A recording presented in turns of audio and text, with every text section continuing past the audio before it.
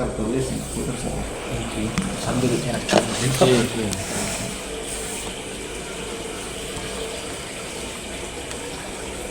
Sebenarnya Akina terima kasih kan dari Kangkui bisa aktif meneliti konten-konten. Sebelumnya Akina kadang dalam penelitian yang akan dilaksanakan kadang ampun laksanaki sebenarnya tentang dakwah virtual di media sosial.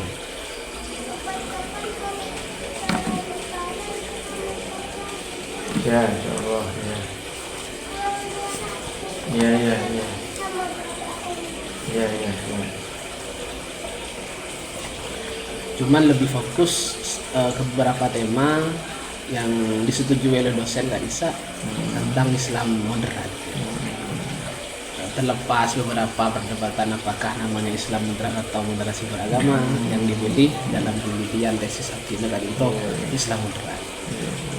Nah, sebelumnya ketika mencari biodata ajunan di media sosial, di Google misalnya, ada dua website yang memberitakan.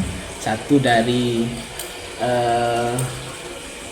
Cari Ustadz dari Sarangan, ketika ajunan diutus ke luar negeri jadi salah satu dai yang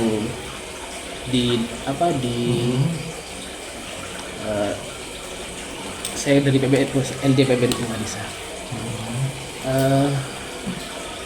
melihat beberapa fenomena yang terjadi sekarang untuk TikTok, inisiatif Konapa yang sebenarnya menjadi motivasi dari ajunan sendiri, kenapa dakwahnya diperluas di media sosial khususnya di TikTok.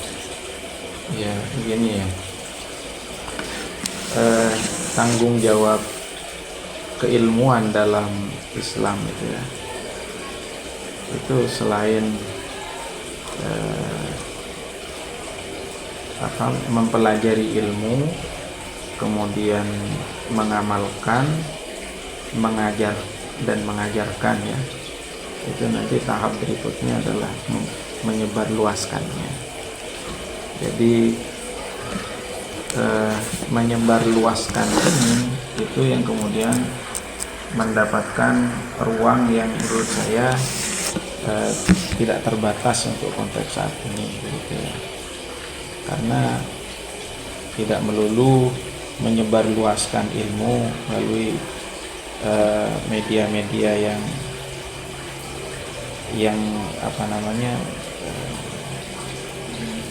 media-media yang langsung bisa kita sampaikan gitu ya, yang sifatnya terbatas.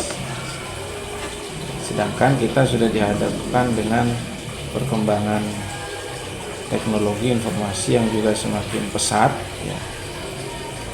Sehingga sayang sekali jika kesempatan menyebarluaskan ilmu itu tidak dilakukan penyebarannya melalui media-media itu. Salah satunya ya tentu TikTok ya, salah satunya. Sebenarnya saya baru saja punya akun TikTok itu sekitar setahun terakhir ini. Sebelumnya di Facebook saya lama di Facebook, cuma ya itu terbatas saja di Facebook. Saya lihat untuk konten yang disampaikan dalam bentuk video ya lebih relevan untuk disampaikan di TikTok tentu ya. Ya di Facebook saya juga sering share juga seperti itu. Jadi ya itu sebenarnya spirit menyebarluaskan ilmu pengetahuan yang sebelumnya sudah ditampung dalam arti dicari ya, dipelajari, kemudian diamalkan, tentu diajarkan ya. Diajarkan ini pengembangannya nanti penyebarluasan ilmu itu gitu. Kalau dalam bahasa Arab itu ya thalabul ilminya, kemudian atau ta'allum ya, ta'allum atau thalabul ilm, kemudian al-amal bil ilm, kemudian ta'limuhu linnas, mengajarkan kepada orang lain. Nah, kemudian lebih luas lagi nasyruhu ya, Nasyr ini sebenarnya juga taklim ya, nasyr menyebarluaskannya. Ya, kalau dalam bahasa medianya menviralkan pengetahuan itu nasyr. Jadi memviralkan itu kalau itu adalah pengetahuan, saya kira itu juga bagian dari spirit keilmuan yang memang diperintahkan dalam Islam. Izin foto itu. Oh, silakan. Jadi memviralkan. Iya, termasuk di TikTok. termasuk di TikTok. Cuma titiknya di sini memviralkan ilmu begitu ya, bukan memviralkan pembawa ilmu. Meskipun itu sepaket.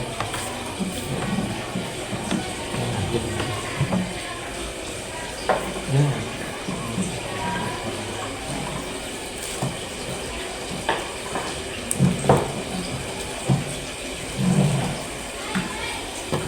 Di dalam Islam itu antara ilmu dan pembawanya itu sepaket, tidak bisa dipisahkan.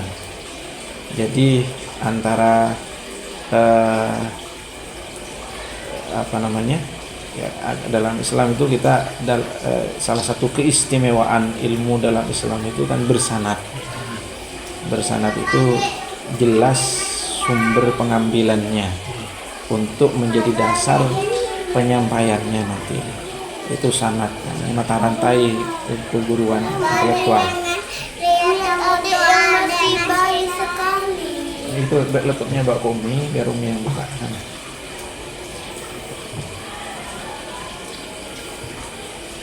Jadi tanggung jawab keilmuan itu ya tentu dibuktikan dengan mata rantai yang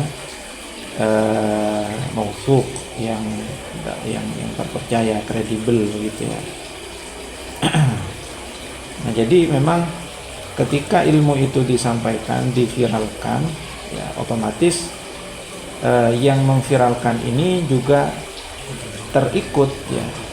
Memviralkan ilmu itu harus terikut karena ini bukan sekedar pengetahuan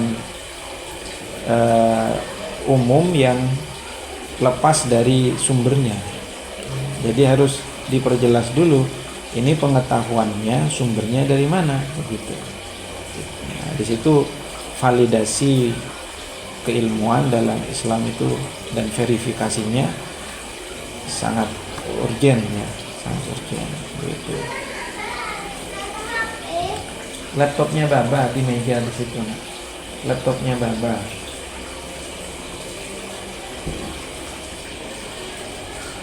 Jadi begitu. Jadi kalau tadi ditanya apa motifnya gitu ya, spiritnya apa? Yaitu spirit nasrul ilm sebenarnya. Nasrul ilm yang kalau dibahasakan menggunakan media sosial menviralkan ilmu. Jadi semakin diviralkan jika itu memang ilmu yang memang seharusnya disebarkan, saya kira ya itu memenuhi spirit yang diperintahkan untuk kita menyebarluaskan ilmu dalam Islam. Terus untuk di TikTok sendiri kan baru 1 tahun Iya.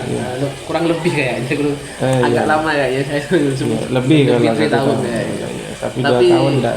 Tapi yang ini yang menjadi ketertarikan saya pribadi terkait dengan viewernya itu melonjak tinggi kayaknya, walaupun 1 tahun dibanding dengan beberapa dai-dai muda yang kemudian mungkin ada materi khusus atau tentang apa kan biasanya kan dari pengajian diupload gitu Iya. Mungkin ada hal khusus atau nilai-nilai keilmuan yang akan disampaikan ke audien apa kira-kira yang secara garis besar lah yang selama ini diupload di TikTok. Iya, pertama ya mengenai viewers. Saya juga tidak tahu ya masalah itu ya. Karena saya tidak punya tim ya, tidak ada yang bantu. Memang ngedit sendiri gitu ya. Dan sebenarnya iseng-iseng aja di awal gitu ya. Begitu saya ngisi pengajian di mana, terus di situ memang ada yang merekam atau ada yang menayangkan secara langsung ya. Saya potong saja bagian yang menurut saya bisa dikonsumsi publik dalam durasi yang pendek, 1 menit 2 menit misalkan, dan itu langsung mengena pada inti yang pesan yang ingin saya sampaikan, sudah dipotong, taruh saja gitu ya. Soal ada yang nonton dan tidak ada yang nonton, itu bukan tidak di luar yang saya perhatikan. Tidak ada begitu. tema khusus yang ingin disampaikan. Nggak ada. Kalau tadi sempat disampaikan ada moderasi beragama atau Islam moderat, saya memang melihat konten-konten yang saya posting di situ juga asasnya juga itu asas moderasi beragama atau Islam moderat ya. Memang saya tema-tema tidak hanya konten yang saya posting di media sosial sebenarnya ya. Kajian-kajian yang saya sampaikan di banyak tempat ya dengan prinsip wasatiyah itu. Prinsip wasatiyah Islam moderat itu. Terkait TikTok itu kan awal-awalnya mungkin ada banyak respon yang muncul dari beberapa kalangan dai karena ada banyak hal yang negatif lah yang disebarluaskan. Menurut Kiai sendiri untuk TikTok yang selama ini mungkin Kiai gunakan perannya untuk menyampaikan dakwah Islam atau Islam moderat ini seperti apa? Begini, saya termasuk sebelum menggunakan TikTok ya, termasuk yang sering menyampaikan hal yang buruk tentang TikTok, bahkan kepada jemaah saya sendiri, gitu ya. Sebelum saya menggunakan TikTok, saya sering itu, karena kayak sudah menjadi gejala di masyarakat itu ya, bahkan sangat negatif sekali ketika madrasah-madrasah di kampung-kampung itu ketika Haflatul Imtihan misalkan itu banyak penampilan yang menampilkan tari TikTok begitu ya, itu anak-anak sangat fatal sekali. Sehingga waktu itu saya sering, mungkin kalau ada ceramah-ceramah saya yang masih tersisa di rekaman-rekaman di sebelum 2 tahun itu ya, sering saya menyampaikan sisi-sisi negatifnya gitu. Meskipun waktu itu saya belum punya download aplikasinya saja enggak ya, jadi dengar dari luar. Tapi begitu saya tahu gitu ya kalau ini untuk yang sifatnya menyebarluaskan potongan video itu efektif gitu ya, saya kenapa tidak mencoba? Artinya begini, pikiran saya hanya begini ya, kenapa kemudian saya memilih itu.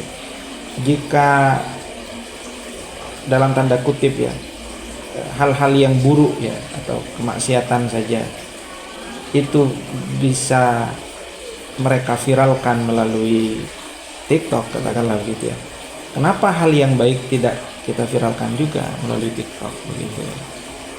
Masa kita hanya mau menjadi penonton, membiarkan sesuatu yang buruk itu semakin viral, semakin banyak yang mengkonsumsi, konsumennya semakin melonjak ya, produsennya juga semakin banyak.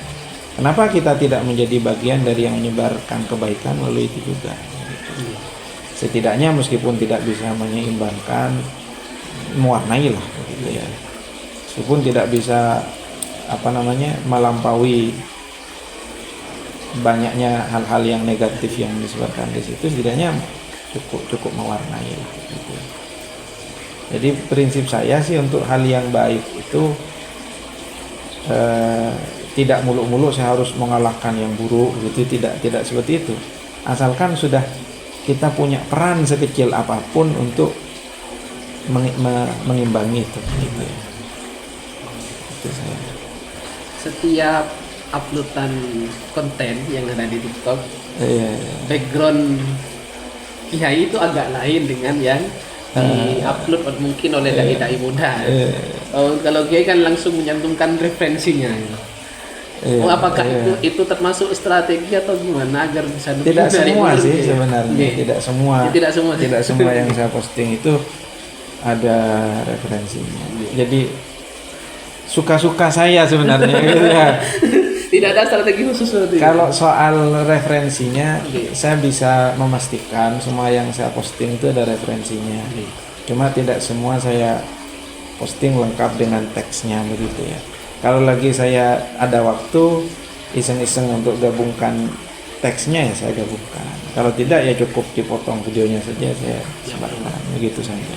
Tapi kalau misalkan satu waktu ada yang tanya, ini referensinya di mana? Saya dengan mudah bisa langsung berikan. Itu apakah ada upaya untuk meyakinkan audien atau gimana ya? Kalau sebagai upaya meyakinkan, tidak juga ya. Kadang juga sudah dikasih referensinya banyak audiens yang tidak bisa baca juga gitu kan ya.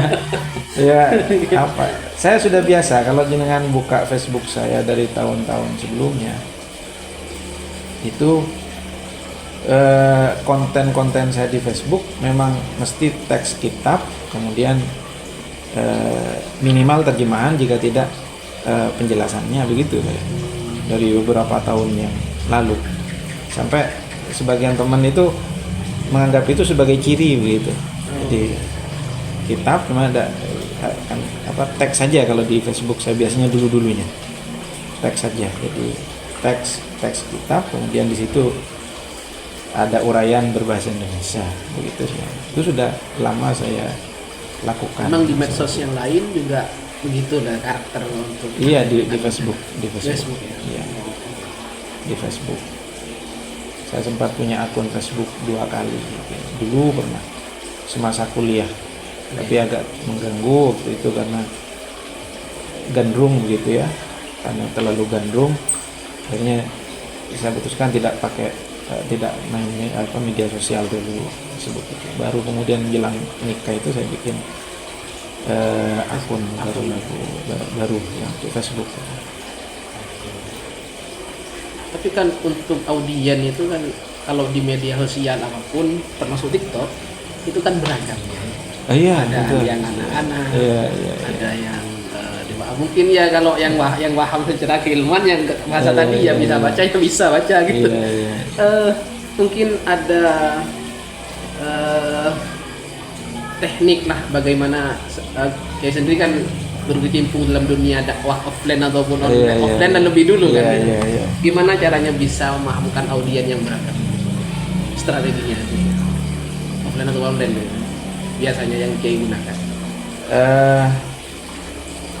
Karena kalau di media sosial itu ya untuk tema-temanya saya kan hampir jarang ya, meskipun ada jarang yang memang saya bikin tayangan khusus untuk diposting di TikTok itu ya. Ada sih 1-2. Yang banyak hanya memotong dari pengajian offline itu saya. Pengajian offline itu saya potong gitu taruh di situ. Jadi sebenarnya tidak ada upaya untuk konten ini bisa dikonsumsi semua kalangan, itu enggak, kecuali tadi saja prinsip wasatiyah itu saja yang digunakan. Iya, saya kira kalau wasatiyah ini pasti lebih banyak peminatnya begitu ya ketimbang yang ekstrim itu gitu. Saya sempat ada konten dulu itu hanya menyinggung soal hal-hal yang isunya sensitif waktu itu, soal nasab gitu ya.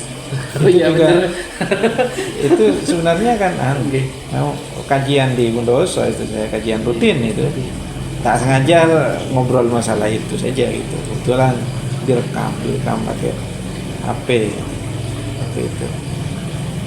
Ya dipotong aja itu, ternyata gitu ya. Cuma responnya ya beragam. Namanya juga hal-hal yang kontroversial ya pasti respon penontonnya juga beragam gitu ya. Ya saya tak kira udah dibiarin aja gitu.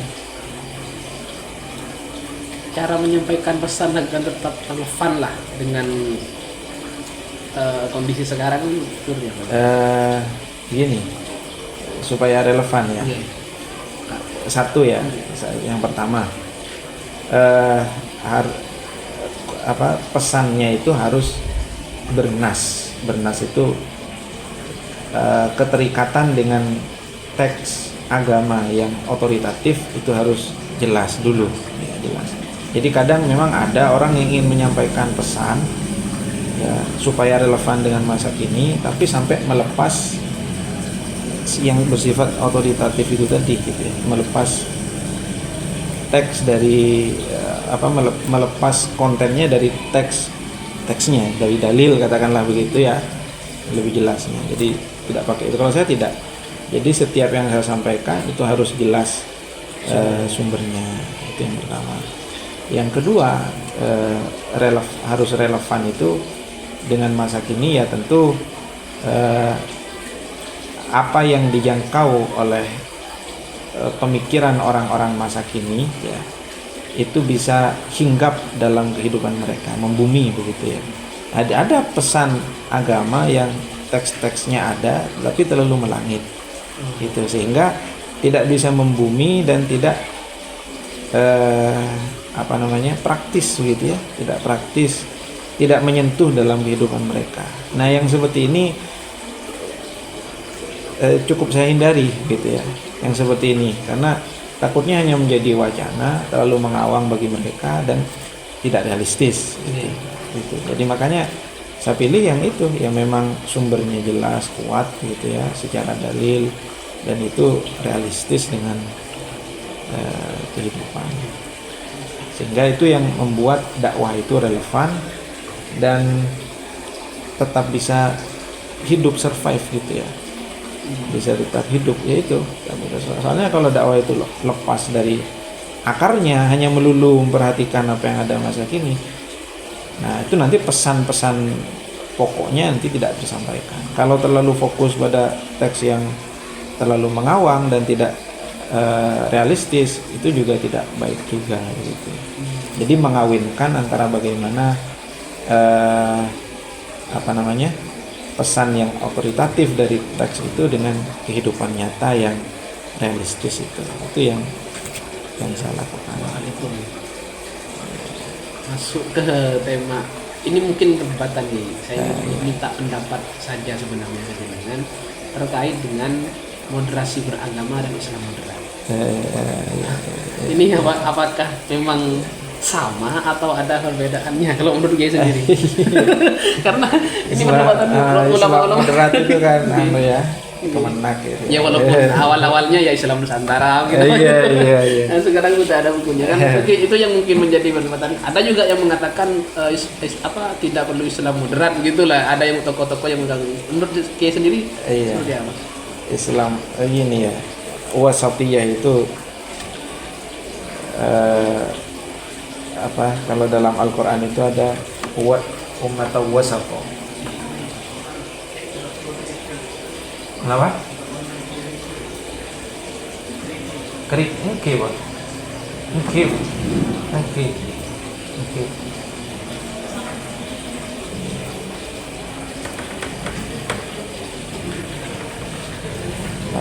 Wasatiyah itu kan berasal dari kalau dalam Al-Quran ayatnya itu ummatan wasata, dzalika ja'alnakum ummatan wasata litakunu syuhada'a 'alan nas. Kebetulan ayat ini tepat berada di tengah-tengah dari surah yang menyebutkan ayat itu gitu ya, surah Al-Baqarah. Jadi relevan sekali antara apa yang hendak disampaikan dalam pesan ayat ummatan wasata itu dengan posisi dia yang memang berada di tengah-tengah. Nah, ummatan wasata ini sebenarnya yang memang sudah diusahakan oleh para ulama-ulama ahli sunnah sejak dahulu gitu ya. Jadi kewasatiyahan ini tengah-tengah khairul umuri awsatuha itu kan ya, kecuali donat ya, sebaik-baik perkara itu kan tengah-tengahnya. Tapi kalau donat ada isinya. Jadi memang ya paling enak itu sudah ya yang tengah-tengah gitu.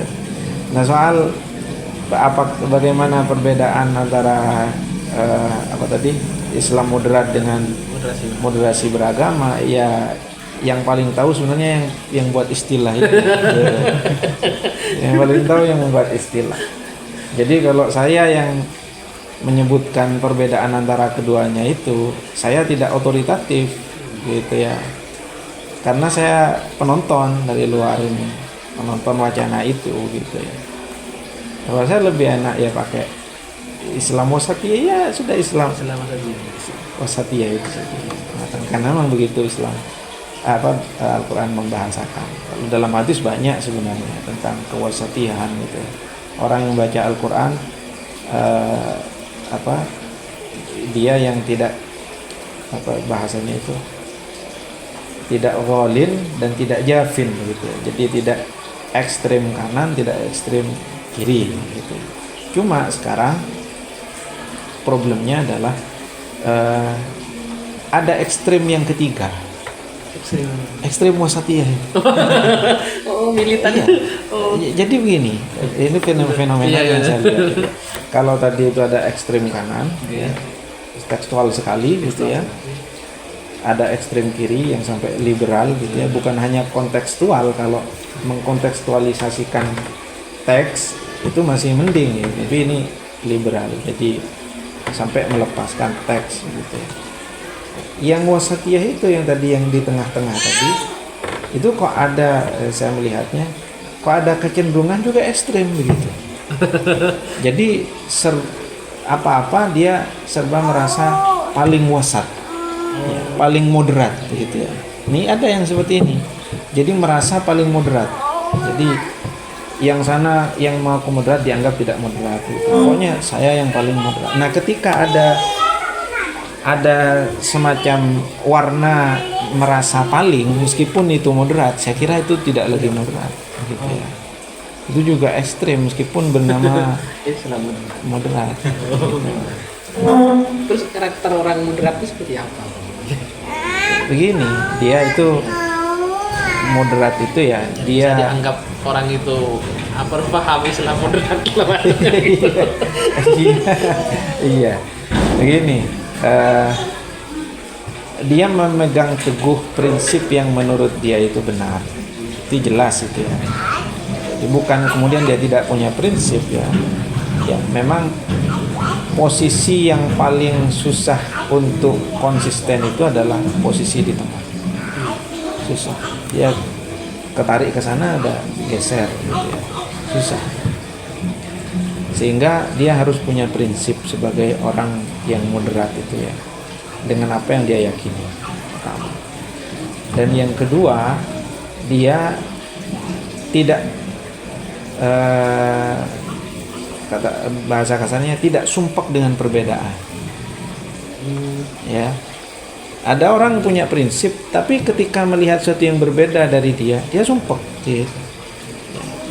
Dia cenderung menganggap apa yang dia yakini, ya memang yang dia yakini memang ya itu yang terbaik dan yang paling benar menurut dia. Tetapi dia menafikan kebenaran dari orang lain. Nah, saya kira tidak seperti itu kalau Islam moderat. Jadi tetap dia meyakini apa yang menjadi prinsipnya dan menghormati apa yang diyakini oleh orang lain. Itu yang kedua tentang apa namanya? Orang Karakternya orang moderat. moderat. Ya, karakter orang yang moderat, mutawassит itu. Kemudian yang ketiga, dalam Islam itu ada yang kalau kita berbicara tentang hukum ya, itu ada hukum yang disepakati, mujma' alaih atau muttafaq alaih, yang memang disepakati konsensus begitu ya, dan ada yang mukhtalaf fih, ada yang diperselisihkan. Nah, karakter seorang yang moderat itu dalam hal yang diperselisihkan tidak harus diingkari, gitu ya. Tidak boleh diingkari. Misalkan saya memandang sesuatu ini haram, Anda memandang sesuatu ini halal, dan ketika sesuatu ini masih dalam ruang lingkup hal yang diperselisihkan di kalangan para ulama yang otoritatif, saya tidak berhak menyalahkan Anda dan memaksa Anda untuk mengikuti pandangan saya. Begitu. Jadi dalam ranah yang itu mukhtalaf fih, diperselisihkan, kita tidak berhak mengingkari apa yang diyakini oleh orang lain. Begitu. Kecuali memang ini ranahnya yang mujma' alaih, yang memang disepakati keharamannya, tidak ada perselisihan sekalipun tentang ini. Misalkan tentang kefarduan sholat. Sholat ini wajib. Ya. Lalu ada yang mengatakan sholat itu tidak wajib, maka itu tugas kita sebagai dai dan sebagai dai yang moderat tentunya ya, untuk menyampaikan dan mengingkari hal itu dari orang tersebut. Jadi tidak berarti moderat itu mau lo, bukan begitu juga gitu ya. Jadi kita harus tahu ranah apa yang kita harus bertoleransi dan ranah apa yang kita harus sampaikan dengan tegas itu gitu. Terus 3 poin itu. Sebenarnya ada banyak. Ya. Mungkin menurut kayaknya itu ya. Sebenarnya ada poin lagi. Ada lagi mungkin poin yang keempat itu. Poin yang keempat itu ini mengenai konsekuensi dari sumpah dengan perbedaan tadi itu. Kita itu sampai dihadapkan pada sikap mudah mengkafirkan, menyesatkan dan membid'ahkan. Dulu ya. Nanti ada nanti di sana di garis nanti. Mengkafirkan yang berbeda dari kita. Itu ada satu pernyataan ya dari para ulama. Jadi kalau misalkan kita melihat orang yang berbeda dari kita dan dari sekian perbedaan yang ada dengan kita itu ada satu yang menjadi alasan dia itu muslim gitu. Misalkan ada 100 perbedaan ya, pendapat antara kita dengan dia, ada satu yang sama dari kita yang tidak mengeluarkan dia dari Islam, meskipun 99 menurut kita dia itu sudah tidak Islam, maka karena alasan yang satu itu kita tidak berhak untuk mengkafirkan dia gitu. Itu prinsip saya kira.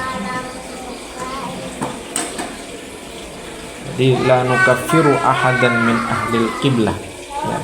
Kita tidak mengkafirkan seorang pun selagi Tuhan dia masih Allah, Nabi dia masih Nabi Muhammad, kiblat dia masih Ka'bah gitu. Soal lain berbeda ya sudah kita toleransi. Itu soal takfiri. Kita juga menghindari tabdi' itu artinya membid'ahkan ya, sudah. Ya, kalau dalam takfir tadi itu orang yang mengkafirkan orang lain dan tidak terbukti kafir itu kan bisa balik pada dirinya gitu. Nah, maka sebenarnya pembid'ahan juga begitu.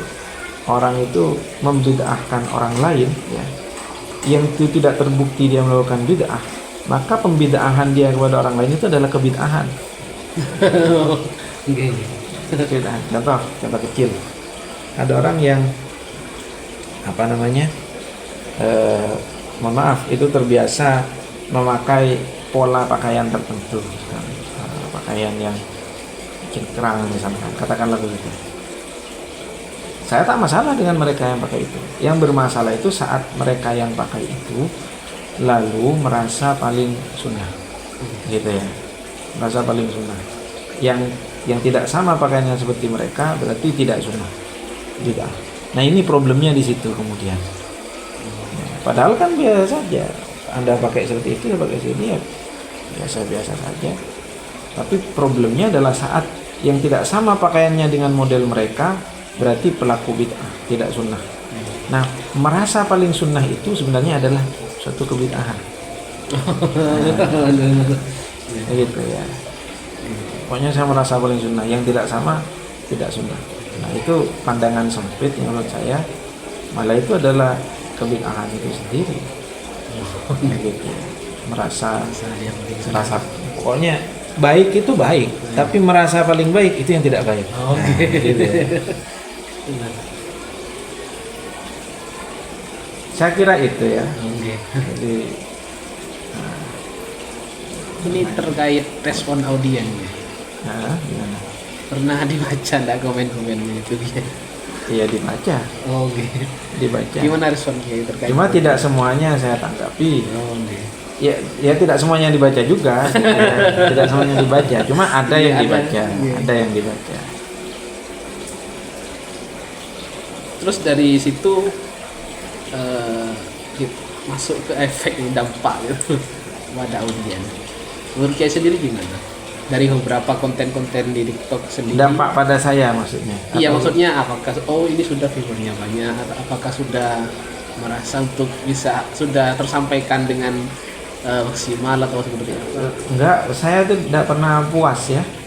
Jadi misalkan sudah viewernya banyak atau tidak pernah puas karena semua tahap yang berkenaan dengan keilmuan tadi itu harusnya tidak membuat puas ya. Tahap belajarnya, tahap mengamalkannya, tahap mengajarkannya, tahap menyebarluaskan atau memviralkan, itu jangan pernah puas, kan itu bagian dari perjuangan saya kira. Ya kalau sekarang viewer saya seperti itu, saya berharap bisa berlipat-lipat lagi begitu. Karena itu artinya apa yang saya sampaikan ditangkap oleh lebih banyak orang.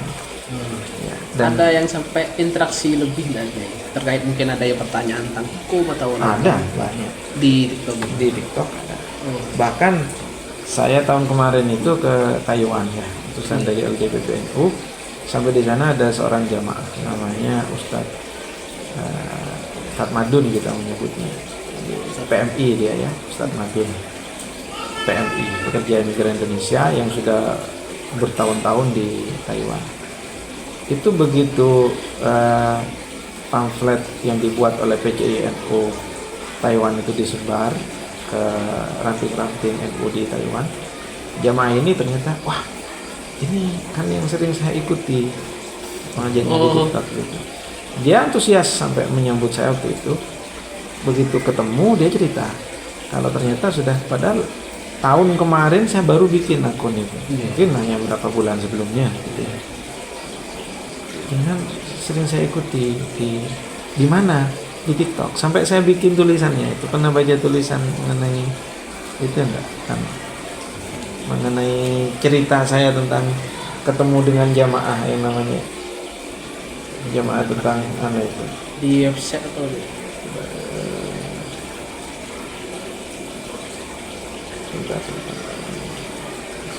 sampai ketemu langsung begitu? iya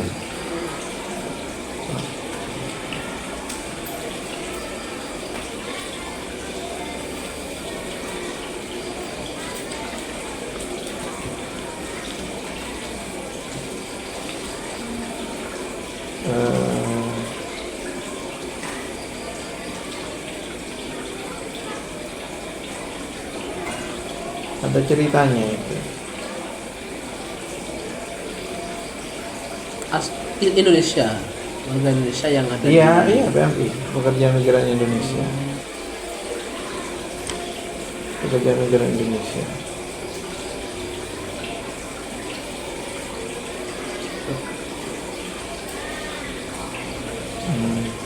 Kok bisa ngikuti? Kenapa katanya? Saya juga ya, coba nanti saya carikan linknya, saya kirim ke telepon itu. Link tulisan saya. Nah, untuk audien nih, masuk ke audien lagi di konten TikTok sendirilah. Tantangan dan harapannya gimana nih? Ke depan. Begini, tantangan itu dai ya mungkin tidak semua ya, kalau semisal saya gitu ya, itu hanya apa adanya gitu. Apa yang diposting dan pengelolaannya itu apa adanya, jadi amatiran gitu. Amatiran. Harusnya jika memang kita mau serius ya, mau berdakwah via TikTok misalkan, itu harus profesional, mulai dari ya semua tahapan-tahapannya, mulai dari mempersiapkan kontennya sampai bagaimana konten itu bisa FYP gitu ya. Itu harus benar-benar dipersiapkan, diseriusi, begitu harusnya begitu jika memang kita mau serius berdakwah lewat TikTok.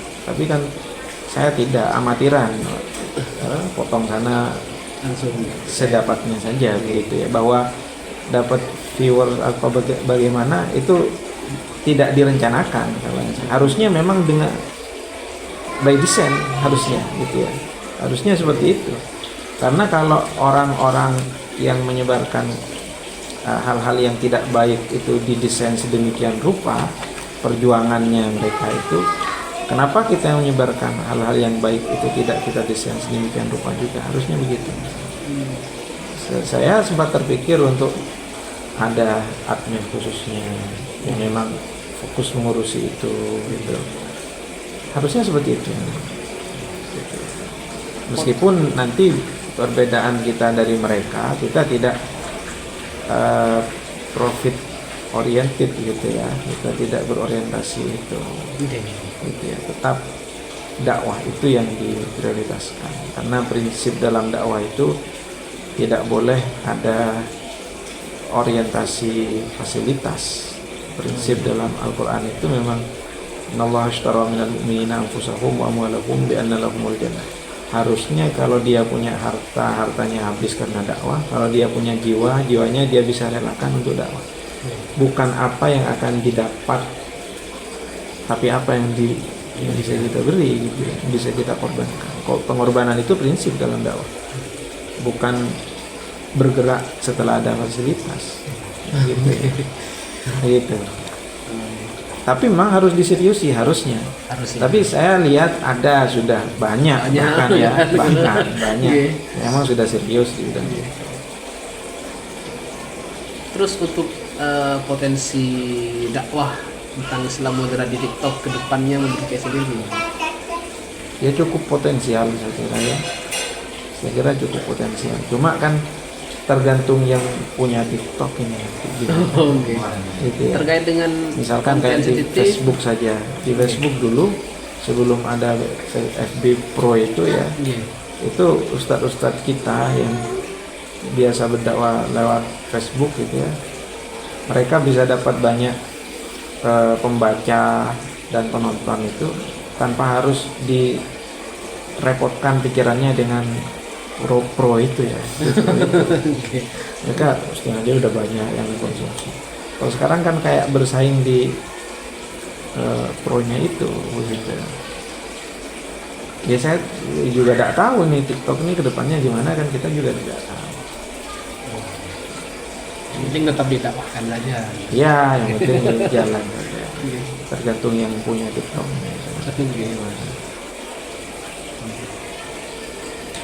Oke, sabun ya. Ya. Cuma itu. Thank you. Sebenarnya Abid pun saya nggak dibawakan. Jadi beberapa analisnya masih kurang untuk konfirmasi. Ya dikembangkan. Ya kalau masih ada yang perlu ditanyakan, jadi Thank you.